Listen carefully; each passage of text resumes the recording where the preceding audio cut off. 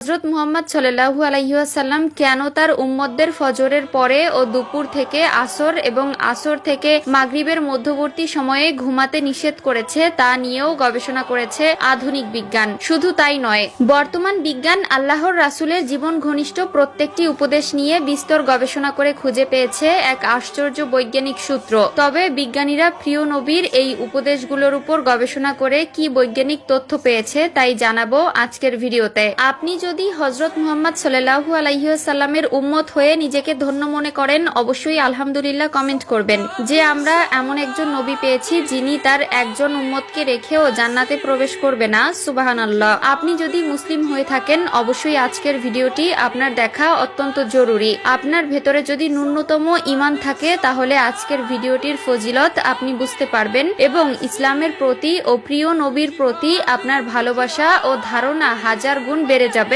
ইনশাআল্লাহ।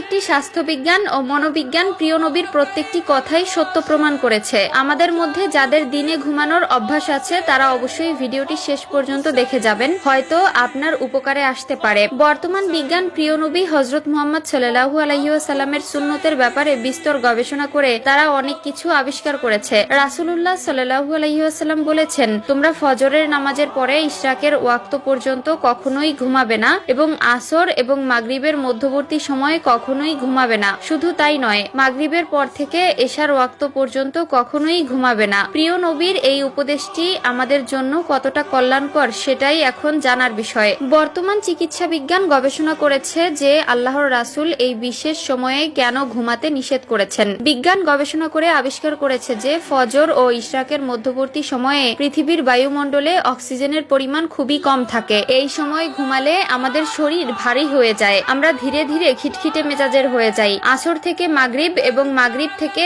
এশার মধ্যবর্তী সময়েও কিন্তু বায়ুমণ্ডলে অক্সিজেনের পরিমাণ কমতে থাকে। আর বিজ্ঞান দ্বারা প্রমাণিত যে স্বল্প অক্সিজেনের মধ্যে যদি মানুষ ঘুমায় তাহলে সেই ব্যক্তির মানসিক ও শারীরিক স্বাস্থ্যের জন্য মারাত্মক ক্ষতিকর। বিশেষ করে একজন মানুষের মানসিক অবস্থার পর্যাপ্ত পরিমাণের অবনতি ঘটে। বিজ্ঞানীরা প্রমাণ করেছে আল্লাহর রাসূলের বলা প্রত্যেকটি উপদেশ তার উম্মতের জন্য 100% কার্যকর। শুধু তাই নয়, এই সময়গুলো ঘুমালে 10টি মারাত্মক রোগ হওয়ার সম্ভাবনা থাকে। অতএব এই সময়টি আমাদের মোটেও ঘুমানো উচিত নয়। এই নিয়ম মেনে চললে আপনি সারা জীবন সুস্থ থাকবেন ইনশাআল্লাহ। রাসূলুল্লাহ সাল্লাল্লাহু আলাইহি ওয়াসাল্লাম আরো বলেছেন, তোমরা দুর্গন্ধযুক্ত ও নোংরা লোকদের থেকে দূরে থাকবে, তাদের সাথে কখনোই বসবে না। বিশেষ করে যাদের শরীর থেকে দুর্গন্ধ আসে সেই সকল লোকদের এড়িয়ে চলতে আদেশ দিয়েছে আমাদের মায়ার নবী হযরত মুহাম্মদ সাল্লাল্লাহু আলাইহি ওয়াসাল্লাম। আধুনিক বিজ্ঞান বলছেন, সুস্থ থাকতে হলে ইসলাম অনুযায়ী চলতে হবে, তাহলেই তো আল্লাহ নিজেই তার বান্দাদের হেফাজত করবেন।